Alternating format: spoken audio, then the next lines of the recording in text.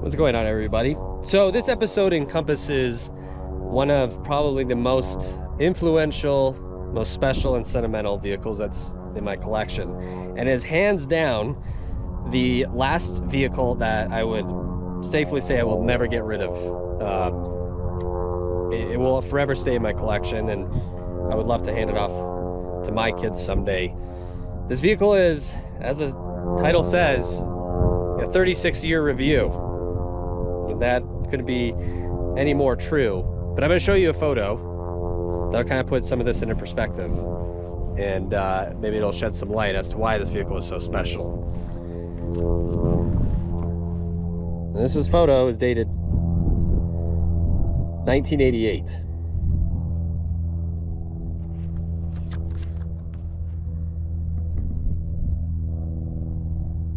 Yes, that is me.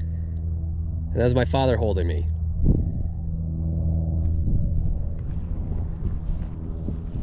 And that is the truck. Same truck, everything. That is the exact truck that is in this photo. So some 36 years later, that truck is still in the family. It's in my collection. It's been in my collection since 2007, 2008, when I bought it for my father. So my father bought this truck in 1988. This was built in November of 1987 with a price tag, which I'll show you the window sticker, of nearly $18,000, which was this astronomical in 87 for a Japanese truck. It was very expensive. It was a very sought after, you know, the Nissan really put out an incredible product. So my father purchased this truck in 1988. That was me as a baby, and it has been with our family to this day. I vividly remember childhood memories riding in this truck. I learned to drive manual in this truck. Camping with my parents when I was a kid. This was my main transportation in high school. This truck has essentially been with me since birth, since I was in diapers. So it is very special to me. It is, I can't not fathom how sentimental this truck is to me. And we've done a pretty amazing job of keeping it in pristine condition, given how old it is. And still it is used, I use it all the time. In fact, it's been my daily, the Mercedes diesel wagon's getting new injectors. I'm daily driving this, so it still gets used. I just don't drive it in the winter anymore for various reasons, primarily with rust. But I'll do a quick walk around so you can see this truck in all its glory.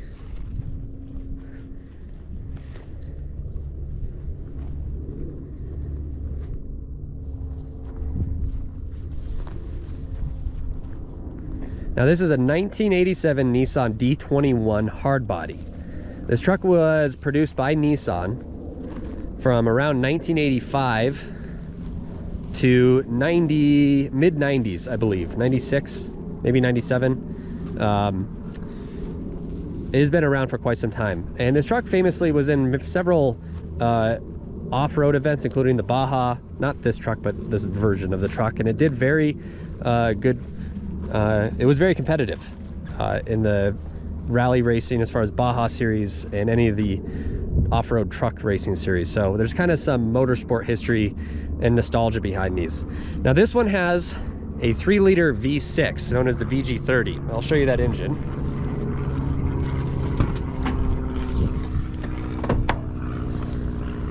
We'll do a full in-depth walk around. Don't worry, I'll get to the interior. This motor is probably one of Nissan's signature engines. I'd put this in the realm of what the Toyota 22RE or the 3.4 liter. It's just an iconic engine. The VG30 was used in a multitude of cars, from the 300 ZX series, the 280 ZX series, and like I said, this motor was used by Nissan from 1983 to 2004, so a very long time. There's pros and cons to this engine, but more pros than cons. It is incredibly reliable. It has honestly been the most headache-free truck engine that we've had. It has never broke down on me nor my father in all the years that we've had it. It is good power-wise. It's not amazing, but it's good. It's like the little engine that could. It gets the job done. Parts are still very easy to get for it. Now, cons. This is a timing belt truck,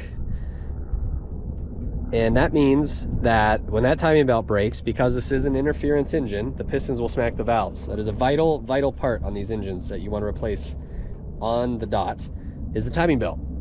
This makes roughly about 150 horsepower.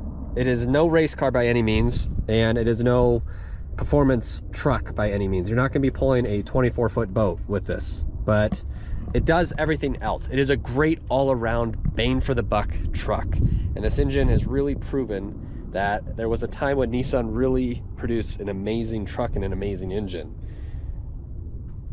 This is fuel injected. It is early 80s fuel injection, so they're always a little hiccupy, you know, but overall, this thing starts in dead cold winter. It'll never overheat on you in the summer. We're pretty religious about maintenance on this. Like I said, timing belts are crucial. Make sure if you are looking at one of these, timing belt. You could also get these in a 4-cylinder. There's a multitude of versions or variants of the D21 Hardbody series, and you can look at them, but honestly, they're a phenomenal truck. And I think for the price points, even in today's standards, it's still an amazing truck for the bang for the buck. It really is. It does everything that you could ever want out of a what would you call this, a mid-sized truck, medium truck. It's 4-wheel drive. It has got, originally had automatic locking hubs. We put in Warren aftermarket manual locking hubs. It is very good in the snow. Really goes over anything. The 4 low is incredible. It climbs over anything. I've not done extensive off-roading with this truck. It's just not, I don't like to abuse it in that way, but from what you read, they're very good off-road. So this is the stock ride height. This truck is bone stock.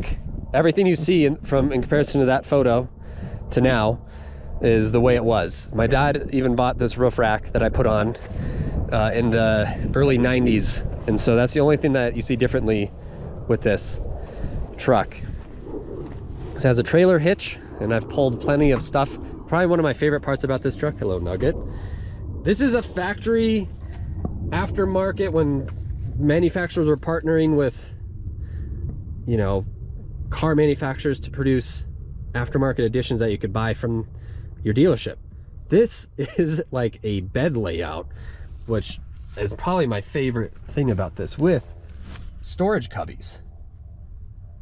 I mean, it doesn't get cooler than that. It's got like 6 storage cubbies all the way through, cup holders, fishing rod holder, gun rack, because you know the 80s people still drove around with guns in their topper or their rear part of their truck.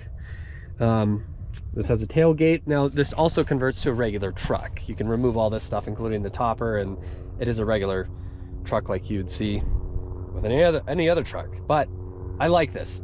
This is probably my favorite vehicle to go camping with, besides the Toyota camper, because of this. You can literally lay out a pillow, or it already has a pillow, and bring a blanket and go camping. It serves its purpose in every way. Hey bud. This is the original paint. We've done a pretty good job of keeping it nice.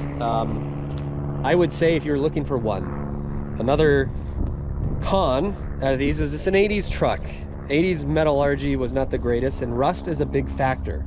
You really want to watch rust. These things will rust out if you drive them through the winter. There's people that say they've done frame treatments and undercoating spray, and they're like, oh, you can drive this through any salt. I just don't. That's the main reason I don't drive this in the winter anymore, is this would not look the way it is if I drove it in the winter. My father used this in the winter for 25 years plus, and you know, it has definitely taken its toll. I'm glad we stopped driving it in the winter because it still looks amazing. But yeah, rust is a big con with these trucks, and you got to just be mindful of that. Look it over if you're looking on the market for one, if the rust is bad. Some parts, fender wells, rear fender wells, that's a common area you want to check. You know, right like there, and in the back area you can see I actually have a little spot of rust right there. But overall, that's probably one of the biggest cons, is just, you know, 80s trucks, they rust. Give you a tour of the interior. Now this interior is, once again, all original. There's nothing modified on this. This is exactly as it was in 87. I have these seat covers on. No, this is not factory. I put these on to protect the seats because the original seats are in amazing shape. This is what this looked like from the factory. There's no tears, there's no damage. These seats are in really, really good shape, and so I try to protect them the best I can, given how old it is, and cloth tends to not hold up over the years. This thing is a time machine, and what I mean by that is that instrument cluster, it literally looks like something you would see out of the 80s in like a computer data logging. This grid, it almost looks like something out of Tron, and I love that. This has factory air conditioning that still works, R12, believe it or not, with a cassette stereo. This has a sunroof. All that works. I have the cover on it just to protect it. The dash is in amazing shape, no cracks. Glove box. This is a 5-speed manual. You could also get these in automatic. The manual is really fun in these. It's a sporty little truck. It's not going to win any races, but it's still an absolute joy to drive.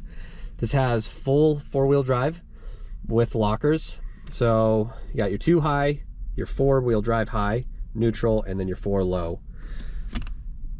You have a little cargo carrier. I don't know if you want to put in there. Probably one of my favorite parts about this truck, and this is where a lot of the childhood aspects come in to reality, is I'll show you. Yeah, this is a dual cab, so you can buy these trucks in a single cab, dual cab.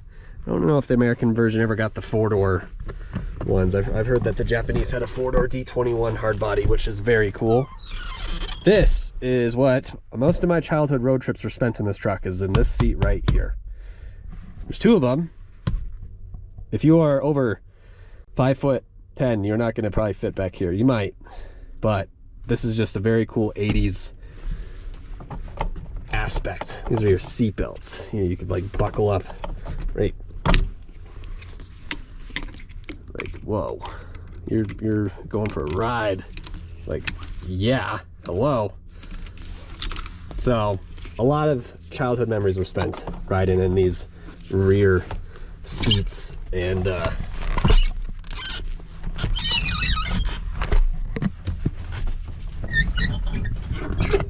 just folds up just like that. Rear facing speakers, sliding window so you can get access from the front and rear. You can climb in there so that window slides. This was also pretty neat, the rear light, but if you're camping in the back, that folds down so you have a night light facing backward if you wanted to like read. Probably one of my favorite parts too. Yeah, so I mean the seats obviously are in really good shape. Everything works on this truck, has power windows. I'm going to show you something that's very cool. This orange book my dad had since this was essentially new. I'm going to show you that. I have the original window sticker for this too. I mean, my dad was so detailed with his stuff. It's just, yeah, I bought this in May 9th of 1988. I wasn't even 1 yet, which is freaky. All the oil changes, I mean, just detail specific. This little orange book. Here's the original window sticker. Some people get a kick out of these, so I figured I'd do a little video on that. Let me see if I can open this up without damaging it.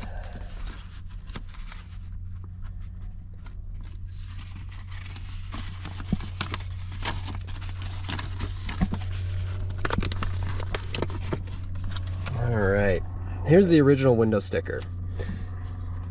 Now, there's another con. These don't get amazing gas mileage for what they are. 15 to 18, that's pretty spot on. I've gotten upwards as much as 20 on the highway, but realistically, just plan 15 to 18. This was very accurate. 17,519 in 1987. That was not cheap for a truck. This had quite a bit of options, which is pretty neat. When AM, FM stereo was an expensive option. Fender flares. This had the Sport Power Package, which is pretty cool. And you can see all the upgrades that it had with that option.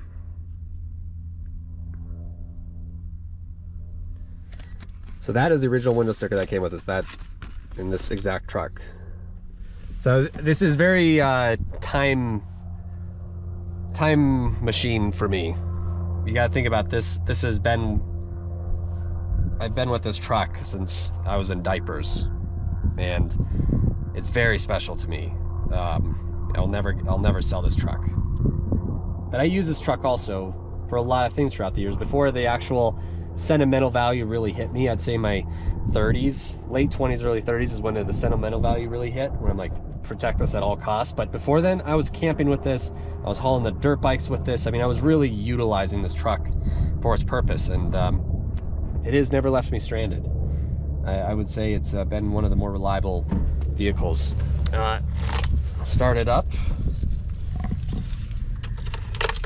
The signature ding, the Nissan ding.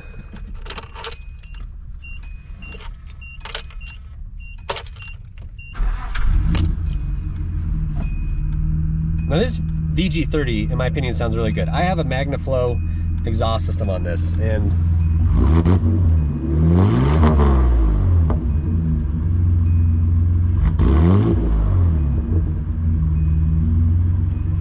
in my opinion, it sounds really good. It really does.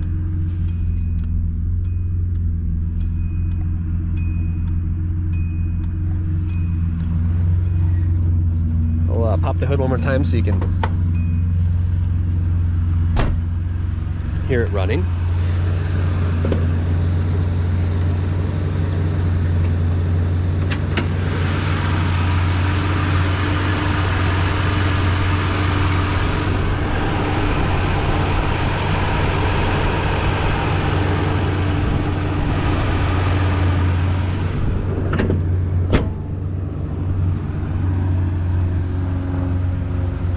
Well, let's go for a drive. I'll do my best to give you a good perspective of what this is like to drive. This has tilt steering, which you're gonna see. This is hilarious. I call this semi-truck mode. I don't know why they have this option. I'm not dissing on it, but it's pretty funny. And I have driven like this. It looks ridiculous. So, all right, 5-speed manual. Dad stuck this altimeter in. I don't know, it's a very long time. I remember as a kid playing with this. It's kind of funny. E-brake's down.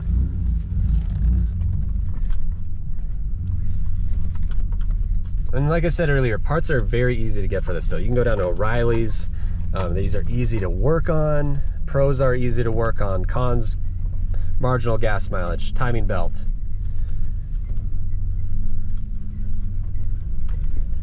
Factory stereo still works. This all works. AC still works amazing. Original R12, the ozone buster is what we call.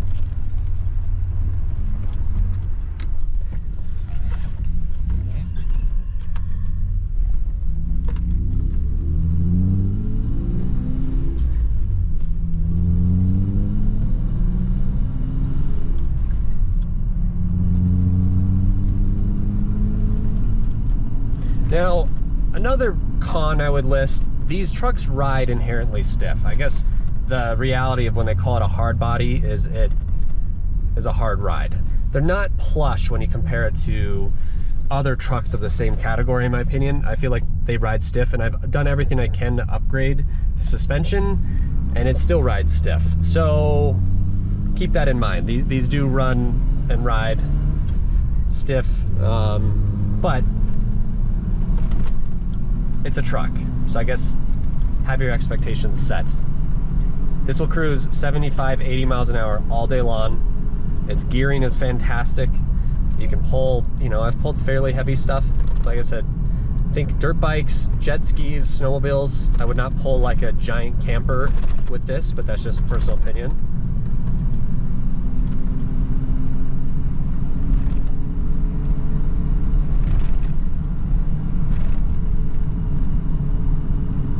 Torque is great. It's right there. You can roll in the throttle and it keeps climbing. You know, these aren't the world's fastest trucks. They're not the most powerful trucks, but for being a little 3-liter V6, I think it does actually pretty darn good. You know, my father always kind of complained like, oh, the Nissan's kind of gutless. And I'm like, well, yes and no. It does its job. It's not fast, but it does its job and it always gets you there. And in my opinion, that's probably the best scenario you could have from a 36-year-old truck.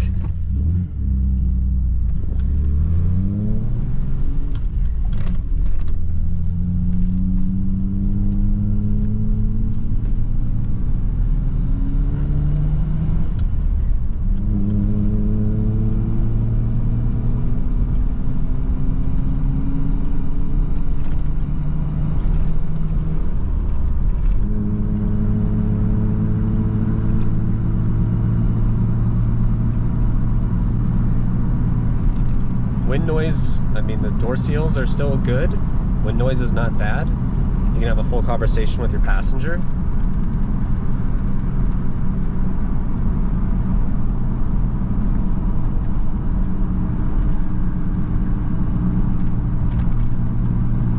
I'll give you a reference of what its top gearing is. So I'm in 4th right now. 2,600 RPM. I'm gonna go into 5th. At 55, I'm at 2,100 RPM. We'll get a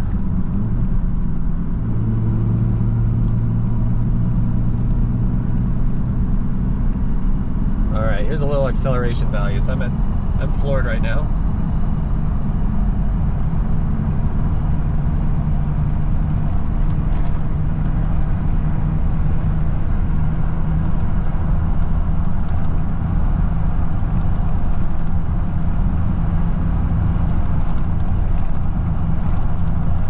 So, I mean, like I said, it's not a race car. Now I'm in 5th gear. At 65, I'm at 2,800 RPM. So that gives you a reference point of what highway driving would be like with this. So that is my 1987 Nissan D21 pickup truck. It has been with us for 36 years, and it will be with us for another 36 years. I will never sell this truck. If you are on the market for one of these, in my opinion, they're phenomenal trucks. Be on the lookout, obviously, timing belt history, just overall drivability. Parts are still easy to get for these. Watch for rust, but overall, I don't think you will ever regret owning one of these. It's probably one of my favorite trucks out of the 80s, and it serves its purpose in every way and more when it comes to its versatility being a mid-size truck. So hopefully that sheds some light on your understanding of what a Nissan Hardbody D21 truck from 1987 is like. And hit that like and subscribe button. I will do more videos on other vehicles in my collection, and thanks for watching, guys.